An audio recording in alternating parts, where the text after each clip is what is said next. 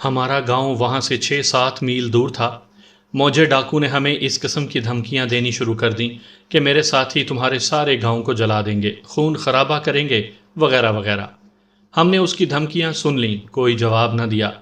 ہمیں دلاور کا غم کھا رہا تھا اور ہم بہت جلدی اپنے گاؤں پہنچنا چاہتے تھے۔ میں اور شہباز لڑکی کو دوسروں سے الگ لے گئے اور اسے یہ یقین دلا کر کہ اسے اس کے گھر چھوڑائیں گے پوچھا کہ ان ڈاکوؤں نے اس کے ساتھ کیا سلوک کیا ہے۔ اس نے بتایا کہ انہوں نے اس کے ساتھ کوئی بے جا حرکت نہیں کی، وہ اسے گھوڑے پر بٹھا کر یہاں لے آئے تھے۔ وہ ساری رات آہوزاری اور منت سماجت کرتی رہی۔ انہوں نے اسے کہا کہ وہ اطمینان رکھے، وہ اسے واپس چھوڑ آئیں گے، لیکن لڑکی اٹھ کر بھاگتی تھی۔ موجے ڈاکو نے خدا کی قسم کھا کر بھی اسے کہا کہ وہ اس کے باپ کی دھمکی کا انتقام لے رہا ہے، وہ زیورات اور نقدی واپس نہیں کرے گا لیکن لڑکی واپس کر دے گا۔ لڑکی نے اس لحاظ سے ان دونوں ڈاکوؤں کی بہت تعریف کی کہ انہوں نے اسے پکڑنے کے سوا اس کے جسم کو بری نیت سے ہاتھ نہیں لگایا۔ ایک ڈاکو نے اسے یہ بھی کہا کہ تم ہمارے پاس خدا کی امانت ہو، ہم تمہیں جس طرح پاک صاف لائے تھے اسی طرح پاک صاف واپس کر دیں گے۔ لیکن لڑکی انہیں گالیاں دیتی تھی، منت کرتی تھی اور روتی چیختی تھی۔ لڑکی صحیح کہہ رہی تھی۔ اس دور کے نامی گرامی پیشہ ور ڈاکو عورت اور بچے پر ہاتھ نہیں اٹھاتے تھے۔ بعض اوقات کسی کی لڑکی یا بچے کو انتقاماً اٹھا لے جاتے تھے یا اغوا کر کے قیمت بتاتے اور اس رقم کے عوض لڑکی یا بچے کو واپس کر دیتے تھے، لیکن ایسی وارداتیں بہت کم ہوتی تھیں۔ زیادہ تر ڈاکہ زنی اور راہ زنی ہوتی تھی۔ آج کل کے چور اچکے تو مسجدوں میں بھی چوری کرنے سے باز نہیں آتے اور راہ جاتی عورتوں پر ٹوٹ پڑتے ہیں۔ ہمارے وقتوں میں پیشہ ور ڈکیت للکار کر واردات کرتے تھے، اوچھی حرکت نہیں کرتے تھے۔ میں نے موجے ڈاکو سے پوچھا کہ تم اس لڑکی کو اس کے باپ سے قیمت لینا چاہتے تھے؟ اس نے جواب دیا نہیں، میں دن دہاڑے اس کے گاؤں جا کر لڑکی واپس کر دیتا اور اس کے باپ سے کہتا کہ آئندہ کسی ڈکیت کو دھمکی نہ دینا۔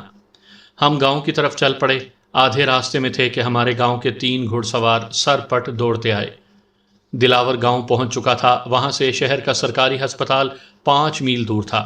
اسے چارپائی پر ڈال کر لوگ دوڑتے ہوئے شہر چلے گئے تھے۔ اس کے متعلق بتایا گیا کہ ہوش میں تھا۔ یہ گھڑ سوار ہمارے گاؤں کے چچے تائے تھے۔ انہیں شہباز نے سارا واقعہ سنا دیا تھا۔ وہ بہت خوش تھے کہ گاؤں کے لڑکوں نے مارکا مارا ہے۔ ایک سوار نے موجے ڈاکو کو اپنے گھوڑے پر بٹھا لیا اور خود اس کے پیچھے بیٹھ کر گاؤں کو چل پڑا۔ ایک گھوڑے پر لڑکی کو بٹھایا گیا، باگیں گھوڑے والے نے تھام لی اور وہ پیدل چلنے لگا۔ ہم 1.5-2 گھنٹے بعد گاؤں میں داخل ہوئے۔ سارا گاؤں موجے ڈاکو اور لڑکی کو دیکھنے کے لیے جمع ہو گیا۔ ہندو لڑکی کو میرے والد صاحب مرحوم اپنے گھر لے گئے۔ ہمارے گاؤں میں صرف ایک ہندو گھرانہ تھا۔ انہیں کہا گیا کہ وہ لڑکی کو کچھ کھلائیں پلائیں۔ ہندو قوم مسلمانوں سے اتنی نفرت کرتی تھی کہ ہمارے ہاتھ سے پانی بھی نہیں پیتی تھی۔ مسلمان خواہ ان کی عزت کی خاطر جان پر کھیل جائیں، ہندو ان کے قریب سے بھی نہیں گزرتے تھے۔ کہتے تھے کہ مسلمان کے چھونے سے جسم ناپاک ہو جاتا ہے۔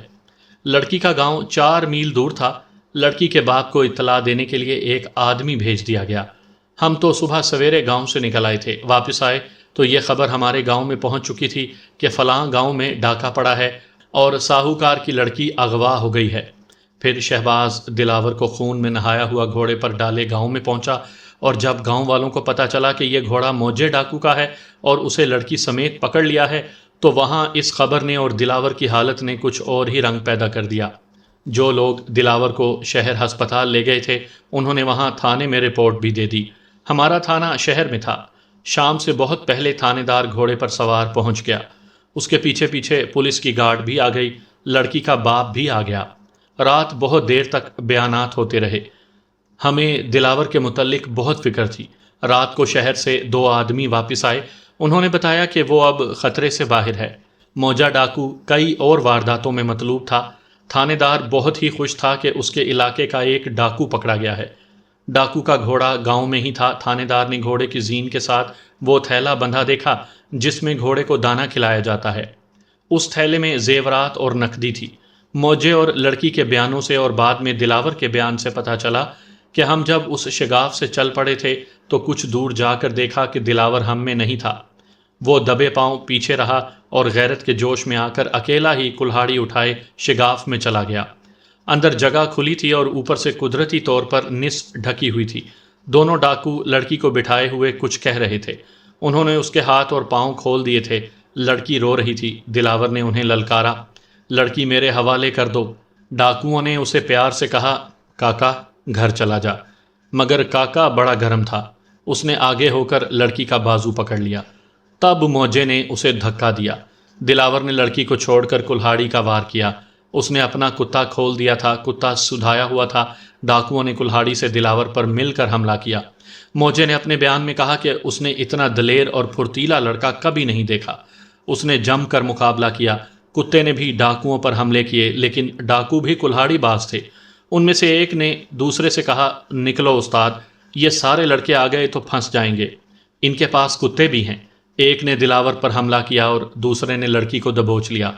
اس موقع پر دلاور نے اس کی پیٹھ پر کلہاڑی کا وار کیا۔ یہ موجا تھا۔ وہ لڑکی کو اٹھا کر گھوڑے پر سوار ہو گیا۔ اس وقت تک موجا بھی زخمی ہو چکا تھا۔ دوسرا ڈاکو بھی زخمی ہوا، لیکن زیادہ زخم دلاور کو آئے۔ دوسرا ڈاکو بھی گھوڑے پر سوار ہو گیا اور دونوں بھاگ نکلے۔ دلاور اور اس کے کتے نے پیچھا کیا، مگر دلاور میں اب دم نہیں رہا تھا۔ وہ گر پڑا، لیکن اس کے کتے نے تعاقب جاری رکھا۔ اتنے میں ہم سب پہنچ گئے۔ لڑکی بیان دیتے وقت دلاور کا نام اس طرح احترام اور پیار سے لیتی تھی جیسے اپنے کرشن مہاراج یا کسی دیوتا کا نام لے رہی ہو۔ دلاور نے اسے ڈاکوؤں سے چھڑایا تھا۔ لڑکی نے یہ بھی کہا، میرے بھائی کھا کھا کر بھینسے بنے ہوئے ہیں، لیکن عورتوں سے بھی بدتر ہیں۔ ڈاکو مجھے اٹھا کر لے گئے اور میرے بھائی کھڑے تھر تھر کانپتے رہے۔ گھر میں شکاری بندوق بھی تھی، ان سے اتنا بھی نہ ہوا کہ کسی بہانے بندوق ہی اٹھا لیتے، نہیں تو لڑ جاتے، مر جاتے۔ کنواری بہن کو اپنی آنکھوں ڈاکوؤں کے قبضے میں گھر سے جاتا نہ دیکھتے۔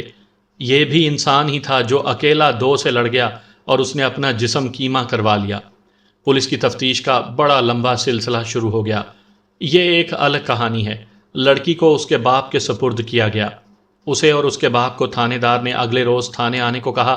ہم سب کو بھی تھانے آنے کو کہا، اور پولیس نے موجے ڈاکو اور اس کے گھوڑے کو اپنے ساتھ لیا۔ گاؤں کے نمبردار، چوکیدار اور ہم سب لڑکوں کو بھی ساتھ لیا۔ لالٹینیں جلا کر ساتھ لے لیں اور موقع واردات پر گئے۔ ہم رکھ سلیمان میں داخل ہوئے۔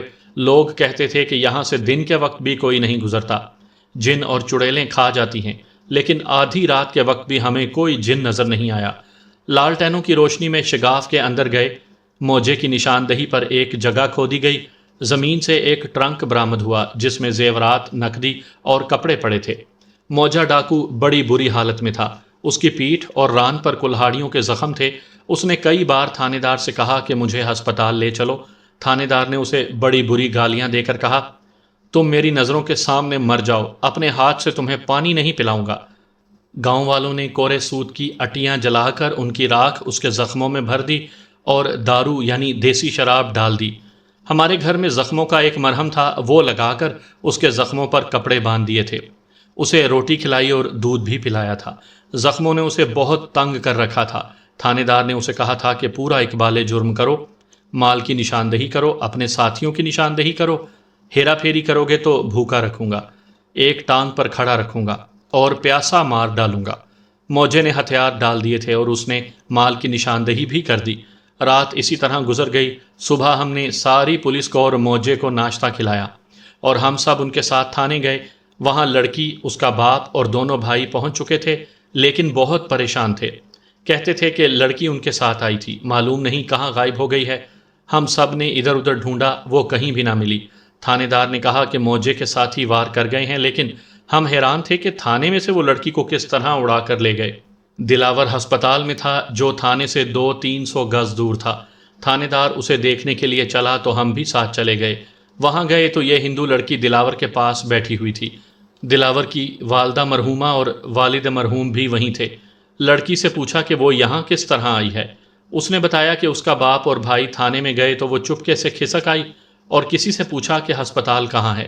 اس طرح وہ ہسپتال پہنچی اور ہسپتال والوں سے دلاور کے متعلق پوچھ کر اس کے پاس جا بیٹھی۔ دلاور خون زیادہ نکل جانے کی وجہ سے بہت کمزور اور پیلا ہو گیا تھا۔ خدا کا شکر ہے کہ اس کی جان بچ گئی تھی۔ سامعین کرام، آپ سن رہے ہیں صابر حسین راجپوت کی شکاریات میں سے ایک دلچسپ روداد جس کا نام ہے رکھ سلیمان کی عیشری۔ یہ اس سلسلے کی آخری اور قسط نمبر 3 ہے۔ مجھے امید ہے آپ کو میری یہ کاوش پسند آئی ہوگی۔ آپ نے اگر ابھی تک میرا چینل کہانی گھر سبسکرائب نہیں کیا تو ابھی میرے چینل کو سبسکرائب کر کے بیل نوٹیفیکیشن آن کر لیجئے تاکہ آنے والی ہر نئی کہانی کی اطلاع بر وقت آپ تک پہنچ سکے۔ یہاں سے پولیس اور قانون کی کارروائی شروع ہو گئی۔ 10-12 روز بعد کا ذکر ہے کہ صبح سویرے لڑکی کا باپ ہمارے گاؤں میں آیا۔ اس نے ہمارے بزرگوں کو بتایا کہ اس کی لڑکی رات کو لاپتہ ہو گئی ہے۔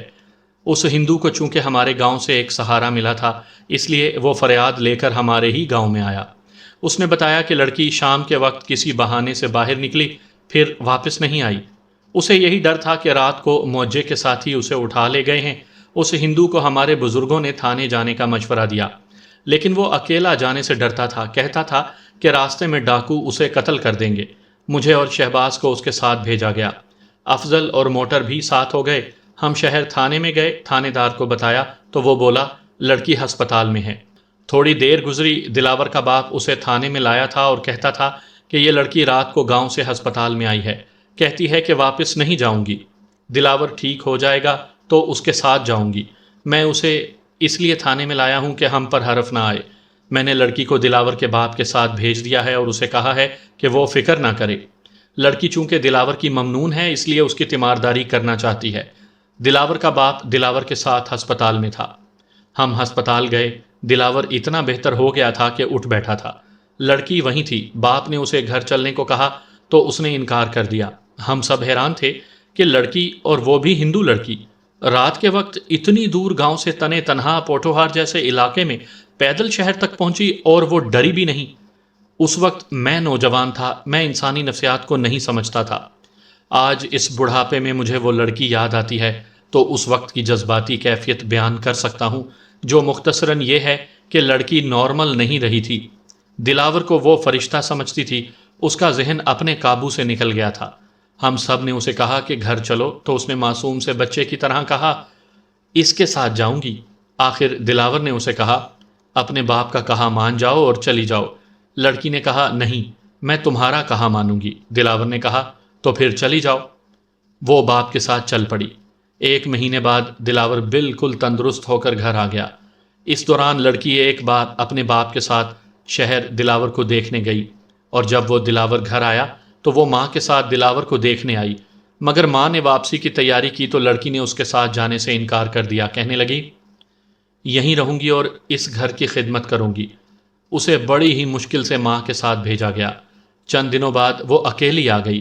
اتفاق سے میں، چند ایک لڑکے اور دلاور گاؤں سے باہر دھوپ میں بیٹھے گپ شپ لگا رہے تھے۔ لڑکی 4 میل پیدل چل کر آئی تھی، سخت تھکی ہوئی تھی۔ ہم دیکھ کر حیران ہوئے۔ وہ ہم سے ذرا دور رک گئی اور دلاور کو اشارے سے بلایا۔ دلاور گیا اور ہم سے دور کھڑے ہو کر انہوں نے بہت دیر باتیں کی۔ لڑکی واپس نہیں جا رہی تھی۔ اتنے میں ہم نے دیکھا کہ لڑکی کا باپ اور دونوں بھائی بڑی تیز تیز چلے آ رہے تھے۔ لڑکی دلاور کے پیچھے ہو گئی۔ اس کا باپ اور بھائی اسے پکڑ کر گھسیٹنے لگے۔ لڑکی نے چیخنا چلانا شروع کر دیا۔ گاؤں کے لوگ آ گئے اور عجیب تماشا بن گیا۔ دلاور بہت پریشان تھا۔ لڑکی کو، اس کے باپ اور بھائیوں کو ہمارے بزرگ گاؤں میں لے آئے۔ انہیں دھوپ میں 4 پائیوں پر بٹھایا۔ پتہ چلا کہ لڑکی چوری چھپے گھر سے نکلی اور ہمارے گاؤں کا رخ کر لیا۔ کسی نے اسے دیکھ لیا اور اس کے گھر جا بتایا۔ اس کا باپ اور بھائی اس کے تعاقب میں آئے۔ دلاور نے بتایا کہ لڑکی اسے کہتی تھی کہ میں گھر سے بھاگ آئی ہوں، مجھے مسلمان کر لو اور میرے ساتھ شادی کر لو۔ شادی نہیں کرتے تو جس کلہاڑی سے تم نے مجھے ڈاکوؤں سے چھڑایا تھا اس سے مجھے قتل کر دو۔ دلاور نے اسے کہا کہ میں نے تمہیں اس لیے نہیں چھڑایا تھا کہ تم جوان اور خوبصورت ہو۔ یہ میری غیرت اور مردانگی کا مسئلہ تھا کہ ایک لڑکی کو 2 مردوں کے ظلم سے چھڑاؤں۔ یہ میرا فرض تھا، لیکن لڑکی نہیں مان رہی تھی۔ کہتی تھی کہ شادی نہ کرو، مجھے اپنے گھر رکھ لو۔ لڑکی کو ہمارے بزرگوں نے سمجھایا کہ بیٹی تم غیر مذہب کی ہو، اپنے ہوش ٹھکانے کرو اور اپنے بھائیوں کے ساتھ چلی جاؤ، تم ان کی عزت ہو۔ لڑکی نے کہا یہ میرے بھائی نہیں ہیں، یہ بے غیرت ہیں۔ یہ دلاور غیرت والا ہے، یہ میرا بھائی نہیں تھا، پھر بھی اس نے اپنا خون کروا لیا۔ میں اسی کے پاس رہوں گی۔ آپ اسے محبت کی انتہا کہہ سکتے ہیں، جہاں انسان پاگل ہو جاتا ہے۔ لڑکی دراصل پاگل ہو چکی تھی۔ اس پاگل پن میں وہ کسی بھی ڈر یا خوف کو خاطر میں نہیں لاتی تھی۔ وہ واپس نہیں جاتی تھی۔ آخر اس کے ساتھ یہ جھوٹ بولا گیا کہ تھوڑے دنوں بعد اسے مسلمان کر لیں گے اور دلاور کے ساتھ شادی کروا دیں گے۔ یہ سن کر اس نے دلاور سے کہا تم اجازت دو تو میں جاؤں گی۔ دلاور نے کہا ہاں چلی جاؤ۔ وہ چل پڑی لیکن رک کر دلاور سے کہا، یاد رکھو تم نہ آئے تو میں پھر آ جاؤں گی۔ وہ باپ اور بھائیوں کے ساتھ چلی گئی۔ دلاور کی حالت بہت بری تھی۔ اس نے بتایا کہ ہسپتال میں لڑکی نے اسے کئی بار کہا تھا کہ میں اب ہندو نہیں مسلمان ہوں، تم مجھ سے بھاگو گے تو قبر تک تمہارا پیچھا کروں گی۔ دلاور نے یہ بھی بتایا کہ لڑکی کا باپ ایک روز ہسپتال گیا تو دلاور کو 500 روپیہ پیش کیا تھا۔ دلاور نے نہیں لیا تھا۔ یہ ہندو بہت مالدار تھا، وہ نیکی کا صلہ دے رہا تھا۔ اس وقت کا 500 روپیہ آج کے شاید 1,00,000 روپے کے برابر تھا۔ دلاور نے کہا تھا کہ یہ میرا فرض تھا۔ اس دوران ایک عجیب و غریب اور بڑا ہی دلچسپ انکشاف ہوا۔